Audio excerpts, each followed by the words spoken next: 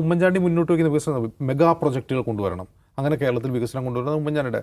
അത് പിണറായി വിജയൻ ഏറ്റെടുക്കുകയും പിണറായി വിജയൻ അത് വളരെ ഫലപ്രദമായിട്ട് മുന്നോട്ട് കൊണ്ടുപോകുന്നു. അദ്ദേഹം വിഴിഞ്ഞം പൂർത്തിയാക്കുന്നു, മെട്രോ ഉദ്ഘാടനം ചെയ്യുന്നു, അതുപോലെ ഗെയിൽ പൈപ്പ് ലൈൻ യാഥാർത്ഥ്യമാക്കുന്നു. പതിറ്റാണ്ടുകളായി മുടങ്ങിക്കിടന്ന, ഏതാണ്ട് 50 വർഷമായി മുടങ്ങിക്കിടക്കുന്ന ദേശീയപാത വികസനം യാഥാർത്ഥ്യമാകുന്നു. ഇതിൽ പിണറായി വിജയനെ പറ്റി ഒറ്റപ്പാളിച്ച എന്ന് പറയുന്നത് ഈ നാഷണൽ ഹൈവേ പൂർത്തിയാക്കാൻ കഴിയുന്നതിന് മുമ്പ് ഈ തെരഞ്ഞെടുപ്പ് വരുന്നു എന്നുള്ളതാണ്. അത് പൂർത്തീകരിച്ചിരുന്നെങ്കിൽ ഒരു പക്ഷേ അദ്ദേഹം അത് ആര് നടപ്പാക്കുന്നു, നാഷണൽ ഹൈവേ അതോറിറ്റിയാണ് നടപ്പാക്കുന്നത്, കേന്ദ്രമാണ് ഫണ്ട് തരുന്നത്, അതൊക്കെ വിടുക, ഇതിവിടെ നടപ്പാക്കി കാണിച്ചു എന്ന് പറഞ്ഞാൽ ഇതിന് ഷോക്കേസ് ചെയ്യാമായിരുന്നു. അത് ഈ സർക്കാർ ഒരു തിരിച്ചടിയായിട്ടാണ് ഞാൻ പക്ഷേ എന്നിരുന്നാൽ പോലും അത് ഒരു മുന്നോട്ട് വെക്കാൻ പറ്റുന്ന ഒരു കാര്യം കൂടിയാണ്. എവിടെ എത്താത്തൊരു സംഗതിയായിരുന്നു, പറയാൻ പറ്റും. ഇനി മറ്റൊരു കാര്യം, പിണറായി വിജയൻ കഴിഞ്ഞ 2020 കോവിഡിൻ്റെ സമയത്ത്, പിന്നെ 2001 തെരഞ്ഞെടുപ്പ് വരാൻ പോവാണ്. അപ്പോൾ 2020 അദ്ദേഹത്തിൻ്റെ ഒരു ടെന്യൂർ പൂർത്തിയാക്കുമ്പോൾ പിണറായി വിജയൻ്റേതെന്ന് പറയുന്ന ഒരു പ്രൊജക്റ്റ് ഉണ്ടായിരുന്നില്ല. ആ 2021 തെരഞ്ഞെടുപ്പിന് തൊട്ട് മുമ്പാണ് അദ്ദേഹം എന്ത് ചെയ്യുന്നത്, ഈ അതിവേഗ റെയിൽ പ്രഖ്യാപിക്കുന്നത്. അപ്പോൾ അതിവേഗ റെയിൽ പ്രഖ്യാപിക്കുന്നത് അത് നടപ്പാവുമെന്നാണ് നമ്മൾ വിചാരിച്ചത്. പക്ഷേ കേന്ദ്രം അത് വെട്ടി. ഇപ്പോൾ അതൊരു റാപ്പിഡ് ട്രാൻസിറ്റ് സിസ്റ്റത്തിൻ്റെ പുതുക്കി കൊടുത്തിട്ടുണ്ട്, അത് വരുമില്ലെന്ന് നമുക്കറിയില്ല. അത് തുടക്കം കുറിക്കണമെന്ന് അദ്ദേഹത്തിന് ആഗ്രഹം ഉണ്ടായിരുന്നു. അതെങ്കിലും തുടക്കം കുറിച്ചിട്ട് ഈ തെരഞ്ഞെടുപ്പിൽ നേരിട്ട് കഴിഞ്ഞാൽ അദ്ദേഹത്തിൻ്റെതായ ഒരു പദ്ധതി എന്ന് പറഞ്ഞ് മുന്നോട്ട് വയ്ക്കാമായിരുന്നു. അതില്ല. അപ്പോഴാണ് അത് വെട്ടുന്ന സമയത്താണ്, അത് 2021 തന്നെ കേന്ദ്രത്തിൻ്റെ എതിർപ്പ് ഉയരുകയും UDF ഇവിടെ തന്നെ രാഷ്ട്രീയമായി എതിർക്കുകയും ചെയ്ത സമയത്താണ് ഈ മേപ്പാടി തുരങ്കപാത പ്രഖ്യാപിക്കുന്നത്. അത് ഇത്തവണ എന്ത് ചെയ്യുന്നുണ്ട്, ഡ്രില്ലിംഗ് നടത്തി ഉദ്ഘാടനം ചെയ്തിട്ടുണ്ട്. അപ്പോൾ മെഗാ പ്രൊജക്റ്റുകൾ എന്ന് പറഞ്ഞാൽ അദ്ദേഹം കുറേ കാര്യങ്ങൾ ഷോക്കേസ് ചെയ്യാതെ ഇതിന് പറ്റുന്നുണ്ട്. ഇനി ഗവേണൻസ് നോക്കിക്കഴിഞ്ഞാൽ ഈ സർക്കാരിനെ സംബന്ധിച്ച് ഒരു മോശം സർക്കാർ എന്നൊന്നും പറയാൻ കഴിയില്ല പിണറായി വിജയൻ സർക്കാരിനെ. പിണറായി വിജയൻ സർക്കാരിനെ മോശമാക്കുന്നത് അതിൻ്റെ ഗവേണൻസോ അതിൻ്റെ ഒരു വികസന കാഴ്ചപ്പാടോ അല്ല. പിണറായി വിജയനെ മോശമാക്കുന്നതും അതിനെ വിമർശനത്തിന് വിധേയമാക്കുന്നതും അതിൻ്റെ ചില പോളിസികളാണ്. അത് പ്രധാനമായും ആഭ്യന്തര വകുപ്പാണ്. അങ്ങനെ പിണറായി വിജയനുമായി ബന്ധപ്പെട്ട ആഭ്യന്തര വകുപ്പുമായി ബന്ധപ്പെട്ട ചില പ്രശ്നങ്ങളാണ് ഇതിനെ മോശമാക്കുന്നത്.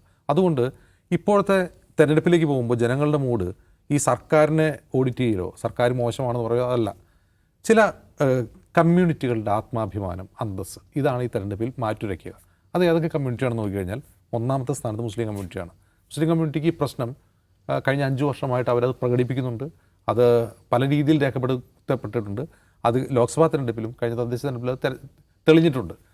ഇനി കേരളത്തിലെ വളരെ പ്രധാനപ്പെട്ട മറ്റൊരു കമ്മ്യൂണിറ്റി ഈഴവ കമ്മ്യൂണിറ്റിയാണ്. ഇന്ന് നിങ്ങൾ ശ്രദ്ധിക്കുക, ശിവഗിരി മഠത്തിൽ ഇന്ന് രാഹുൽ ഗാന്ധി സന്ദർശനം നടത്തുകയാണ്. അതൊരു എപ്പിക് മൊമെൻ്റായിട്ടാണ് ഞാൻ കാണുന്നത്. അതിൻ്റെ കാരണം എന്ന് വെച്ചാൽ ഒരു 77-78 കാലം മുതൽ 80കളുടെ തുടക്കം മുമ്പ് തന്നെ ഈഴവ കമ്മ്യൂണിറ്റിയുടെ കോൺഗ്രസിനും UDF ഈ കോൺഗ്രസിനുള്ള പിന്തുണ ഏറെക്കുറെ ഇല്ലാതാവുകയും അത് പൂർണ്ണമായും ഒരു CPM വോട്ട് ബാങ്കായി മാറുകയും ചെയ്തു. കാരണം ശങ്കറിൻ്റെ കാലത്തൊക്കെ ഉണ്ടായിരുന്ന ആ പിന്തുണയൊക്കെ പിന്നെ കൊഴിഞ്ഞു വന്ന് പൂർണ്ണമായി ഈഴവ കമ്മ്യൂണിറ്റി എന്ന് പറയുന്നത് ഒരു LDF വോട്ട് ബാങ്കായി മാറിക്കഴിഞ്ഞിരുന്നു. അപ്പോൾ 80 തൊട്ട് ഇതിപ്പോൾ 2026 ഇത്രയും കാലത്തെ 46 വർഷത്തെ ഒരു കാലയളവിനുള്ളിൽ നിങ്ങൾ എപ്പോഴെങ്കിലും ഈ സോണിയാഗാന്ധിയോ ആരെങ്കിലും ഈ ശിവഗിരി മഠത്തിലേക്ക് പോകുന്ന കണ്ടിട്ടുണ്ടോ? അല്ലെങ്കിൽ ഈഴവ കമ്മ്യൂണിറ്റിയുടെ പരിപാടികൾ? ഇന്ന് രാഹുൽ ഗാന്ധി അതിൽ പങ്കെടുക്കുന്നു. രാഹുൽ ഗാന്ധിക്ക് തിലകം കുറിച്ചാർന്നു. ആ സ്വാമിയുടെ പേരെന്താ? സച്ചിദാനന്ദ സ്വാമി. തിലകം ചാർത്തി കൊടുക്കുന്നു. അതൊരു എപ്പിക് മൊമെൻ്റാണ്. അതിൻ്റെ കാരണം കഴിഞ്ഞ ലോക്സഭാ തെരഞ്ഞെടുപ്പിൽ ഈഴവ വോട്ട് ബാങ്കിൽ നിന്ന് ധാരാളം വോട്ടുകൾ ഒലിച്ചുപോയെന്ന് CPM തന്നെ വിലയിരുത്തിയതാണ്. അത് പ്രധാനമായും പോകുന്നത് BJPയിലേക്കാണ്. അത് BJPയിലേക്കല്ല പോകേണ്ടത്, അത് ഞങ്ങൾക്ക് വേണമെന്ന് കോൺഗ്രസ് ആഗ്രഹിക്കുന്നു. എന്ന് മാത്രവുമല്ല, കഴിഞ്ഞ 2021 തെരഞ്ഞെടുപ്പിൽ ഈഴവ കമ്മ്യൂണിറ്റിയിൽ നിന്ന് കോൺഗ്രസിൻ്റെയും UDFൻ്റെയും മൊത്തം റെപ്രസെൻറ്റേഷൻ എടുത്താൽ, സ്ഥാനാർത്ഥികളുടെ റെപ്രസെൻറ്റേഷൻ എടുത്താൽ വളരെ പുവറായിരുന്നു. അത് കോൺഗ്രസ് തിരിച്ചറിയുകയും ഒരു ജില്ലയിൽ 2 പേരെങ്കിലും എന്നുള്ളതാണ്, 2 പേരെങ്കിലും ഏറ്റവും കുറഞ്ഞത് ഈഴവ സ്ഥാനാർത്ഥികൾ വേണം എന്ന തീരുമാനത്തിൽ അവർ അതിൻ്റെ സ്ഥാനാർത്ഥി നിർണ്ണയം നടത്തിക്കൊണ്ടിരിക്കുകയാണ്. അതിൻ്റെ ഒരു ഒരു ഫോക്കസ് പോയിൻ്റായിട്ട് ഇന്നത്തെ രാഹുൽ ഗാന്ധിയുടെ സന്ദർശനത്തെ കാണണം. അത് ചെറിയ കാര്യമല്ല. അപ്പോൾ എല്ലാ കമ്മ്യൂണിറ്റികളിലുമുള്ള അസംതൃപ്തിയെ എന്ത് ചെയ്യുന്നു, തങ്ങളിലേക്ക് ചാനലൈസ് ചെയ്യാൻ അവർ ശ്രമിക്കുകയാണ്. അപ്പോൾ ഈ അസംതൃപ്തി എന്ന് പറയുന്നത് ഞാൻ മുമ്പ് പറഞ്ഞ ആത്മാഭിമാനവുമായി ബന്ധപ്പെട്ടതാണ്.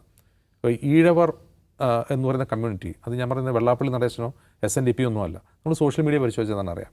അവരുന്നയിക്കുന്ന പ്രധാനപ്പെട്ട പ്രശ്നം റെപ്രസെൻറ്റേഷനാണ്. ഇപ്പോൾ കഴിഞ്ഞ മന്ത്രിസഭയിൽ തന്നെ അതിനെ കരയോഗ മന്ത്രിസഭ എന്ന് വിളിച്ചത് ആരാണെന്ന് നമുക്കറിയാം. അപ്പോൾ കരയോഗ മന്ത്രിസഭ എന്ന് വിളിക്കാൻ കാരണമാകുന്നതാണ് ആ റെപ്രസെൻറ്റേഷനാണ്. ഒരു കമ്മ്യൂണിറ്റിയിൽ നിന്ന് 10 മന്ത്രിമാരുണ്ടാവുക, അതിൽ ഈഴവ വിഭാഗത്തിലുള്ള അസംതൃപ്തി അവിടെയുണ്ട്. അതാണ് ഈ BJPയിലേക്ക് വോട്ടുകളാണ് പ്രധാനപ്പെട്ട കാരണം. അപ്പോൾ അത്തരം പ്രശ്നങ്ങളെ കണ്ടെത്തി പരിഹരിക്കുക. ഇനി ക്രിസ്ത്യൻ കമ്മ്യൂണിറ്റി എടുക്കുക, മറ്റൊരു പ്രധാനപ്പെട്ട കമ്മ്യൂണിറ്റിയാണ്. അവരുടെ പ്രധാനപ്പെട്ട പ്രശ്നം എന്തായിരുന്നു? കുടിയേറ്റ മേഖലയിലെ കർഷകരുടെ പ്രശ്നം, പ്രധാനമായും വന്യമൃഗശല്യം. ഈ വന്യമൃഗശല്യം എന്ന പ്രശ്നത്തോട് ഈ സർക്കാർ എങ്ങനെയാണ് പ്രതികരിച്ചത്? സർക്കാരിൻ്റെ കുഴപ്പമാണോ അതല്ല വകുപ്പ് കൈകാര്യം ചെയ്ത മന്ത്രിയുടെ പ്രശ്നമാണെന്ന് അറിയില്ല. ഞാൻ മുമ്പ് ഇവിടെ പറഞ്ഞിട്ടുണ്ട്, ആനയും പുലി ഇറങ്ങി കഴിയുമ്പോൾ ഞാൻ എന്താ ചെയ്യാനെന്ന ഭാവമാണ് അദ്ദേഹത്തിന് മാധ്യമങ്ങളുടെ മുമ്പിൽ. സത്യമല്ലേ? ആന ഇറങ്ങി ഞാൻ എന്ത് ചെയ്യാനാ എന്നാണ് അദ്ദേഹം പറയാതെ പറയുന്നത്. അദ്ദേഹത്തിൻ്റെ ബോഡി ലാംഗ്വേജ് അങ്ങനെയാണ്. അപ്പോൾ അങ്ങനെ ഒരു മന്ത്രി കൈകാര്യം ചെയ്ത വകുപ്പിനോട് ജനങ്ങൾക്ക് വലിയ തോതിലുള്ള അസംതൃപ്തിയുണ്ട്. ആ അസംതൃപ്തി മുതലെടുക്കാൻ വി ഡി സതീശൻ മറ്റ് പല മാർഗ്ഗങ്ങളിലൂടെ, അതായത് ക്രിസ്ത്യൻ കമ്മ്യൂണിറ്റി UDF അടുപ്പിക്കാൻ വേണ്ടി ശ്രമിക്കുന്നുണ്ട്. അപ്പോൾ ഒരു വശത്ത് ഈ പറയുന്ന സോഷ്യൽ എഞ്ചിനീയറിംഗ്, മറുവശത്ത് വികസനം ഷോക്കേസ് ചെയ്യുന്ന സർക്കാർ, ഇത് തമ്മിലുള്ള പോരാട്ടമാണ്. ഇതിൽ ആർക്കാണ് മേൽക്കൈ എന്ന് നോക്കിക്കഴിഞ്ഞാൽ, ഇപ്പോൾ സോഷ്യൽ മീഡിയയും മാധ്യമങ്ങളും നോക്കിക്കഴിഞ്ഞാൽ ഇപ്പോൾ LDF-നാണ് മേൽക്കൈ. പക്ഷേ മറ്റൊരു തലത്തിലുള്ള ഒരു അടിയൊഴുക്ക് നടക്കുന്നുമുണ്ട്.